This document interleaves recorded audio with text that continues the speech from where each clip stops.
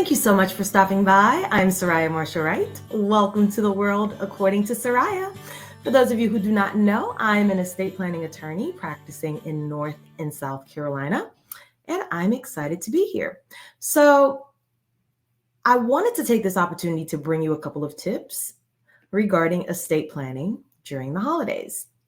I always like to say that the holidays are a perfect opportunity for you to give your family members the side eye and kind of see who the people in your circle are, what they've been up to, whether or not these people are still people who should be a part of your long-term plan or not.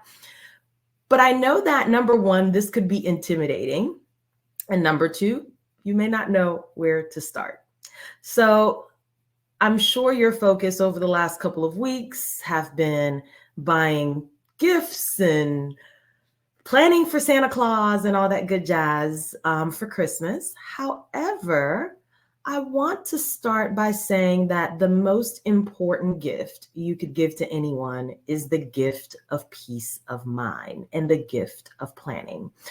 Oftentimes, when family members come to my office after the fact, after their loved one needs help, or after they're gone, the biggest regret or the biggest challenges that they face often come when someone didn't do what they were supposed to do to begin with and leave some type of direction on what's supposed to happen after they're ill or after they're gone.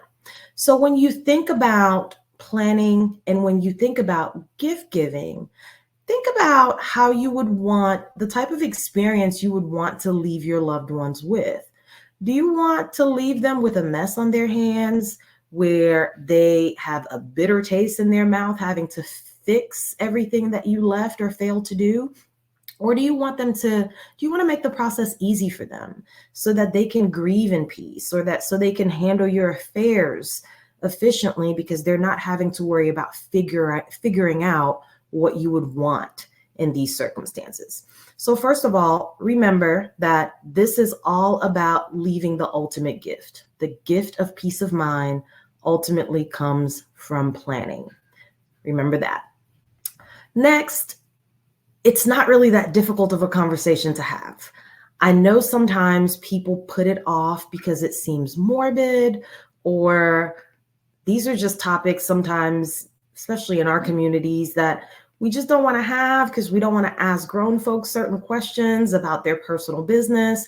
But as you're sitting around the holidays, shooting the breeze, drinking some eggnog, it's very simple to ask someone, what exactly would you want to happen if something were to happen to you and we couldn't come back to this house anymore? How would you want things to play out? What would you want me to do for you? How can I help? Or asking them about traditions, old things that you kind of want to preserve, family heirlooms, things that you've grown accustomed to seeing around the holidays. Ask about future plans for those things. And then it doesn't have to be a conversation you need to put something in place today. It simply needs to be a very low-key conversation about, what do you want? And people are a lot more open to having those types of conversations than they would be if you automatically say, hey, I think you need to get an estate plan and let's talk about it. No, just broach the topic as if it's a regular conversation and you're just trying to figure out what they want to happen long term and how they would want your assistance in the process. Now, I mentioned in the beginning that it's the time to give your family members the side eye. Chances are you may have people who are a part of your long-term plan, even if it's a written plan or just the plan that you have in your head and you've talked about it with other people. You may have people that are in your plan that you don't really see on a regular basis. You go about your day-to-day, you may see your closest family members, your spouse, your children, things of that nature, but you may not see your long-lost cousin. You and your sister or brother may not live in the same state anymore. You may have other trusted individuals who are a part of your circle who ultimately you don't interact with on a daily. So this is the time to dig a little bit, find out what's happening in their lives, find out whether or not they're still in a position to support you. For example, if you have already discussed with this person that you want them to be the one to kind of step in and be your agent if you became ill, you want them to manage your money or to take care of your children, find out what's going on in their lives and if they're still able to do that. See how they're interacting with other people. People are not always in the best space, emotionally, financially, or otherwise. They may not be the best fit based on what's happened in their lives since you last interacted with them. So make sure that your interactions probe in a way, not in an overly intrusive way, but ask some telling questions that's going to get you to where you have a better understanding of who that person is right now, where they are in their lives, and whether or not they're still able to support you in that way. So want to leave you with the following. Number one, remember that gift giving and the ultimate gift is the gift of peace of mind. And you ultimately accomplish peace of mind through planning. The better prepared you are for anything, be it your future long-term care needs, be it your children's college, be it whatever, the better prepared you are, the better prepared the people in your circle are, the smoother the process will go, whatever that process may be.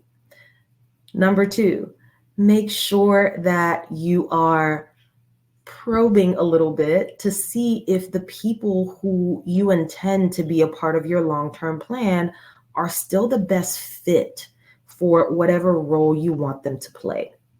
And lastly, which I think I mentioned this second as I started talking, lastly, do not make this conversation awkward. It does not have to be, okay, mom and dad, it's time for us to sit down and create an estate plan. Just have a casual conversation about, hey, what are we going to do with this when you're gone? Or if something were to happen to you or I, how would you want things to play out? Who would you want to be able to help you? How do you ultimately want things to be done? What would please you? Broach it that way, make it a little bit less intimidating, a little bit less morbid-y, if I could say that. And that way you'll stand a better chance of getting the answers that you're looking for. All right. Wishing you a happy, healthy holiday season, and hope you take this opportunity to have some tough conversations, give your people some side eye, and make sure that your long-term plans are in line with what's actually going on right now. I'll see you next time.